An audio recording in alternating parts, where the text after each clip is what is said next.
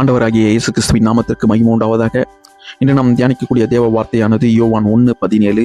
கிருபையும் சத்தியமும் இயேசு கிறிஸ்துவின் மூலம் உண்டாயின.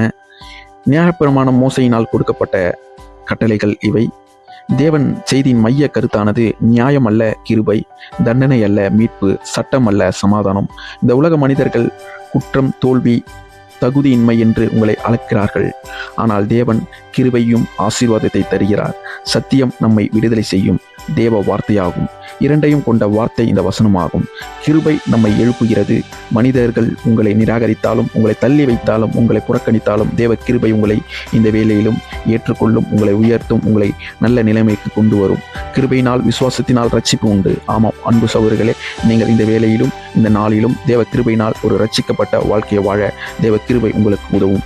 வாழ்க்கையில் உடைந்திருந்தாலும் கிருபை உங்களுக்கு ஒரு புதிய ஆரம்பத்தை தரும், புதிய வாய்ப்புகளை தரும், புதிய நிலைக்கு உங்களை உயர்த்தும்.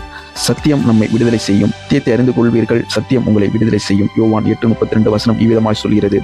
பொய், பாவ பழக்க வழக்கங்கள், அநியாயங்கள், அக்கிரமங்கள் போன்ற காரியங்களினால் நீங்கள் பாவியாய் இந்த உலகத்திலே வாழ்ந்திருந்தால் தேவனுடைய சத்தியம் இந்த நாளிலும் உங்களை விடுதலையாக்கும்.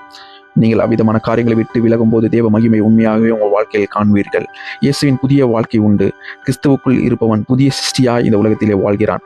கடந்த காலம் உங்கள் எதிர்காலத்தை தீர்மானிக்காது. இயேசுவே உங்கள் எதிர்காலத்தை தீர்மானிக்க வல்லவராயிருக்கிறார். அன்பானவர்களே, நீங்கள் எவ்வளவா விழுந்திருந்தாலும், எவ்வளவு உடைந்திருந்தாலும் இயேசுவின் கிருபை உண்டு, இயேசுவின் சத்தியம் உண்டு, இயேசுவின் புதிய தொடக்கம் உண்டு. சகேவு பாவியாய் வரி வசூலித்தான். இயேசுவின் கிருபை அவனை மாற்றியது. அவன் அநியாயத்திலிருந்து ஒரு மாறுதலான வாழ்க்கையை வாழ்ந்தான், ரட்சிப்பின் வாழ்க்கையை வாழ்ந்தான்.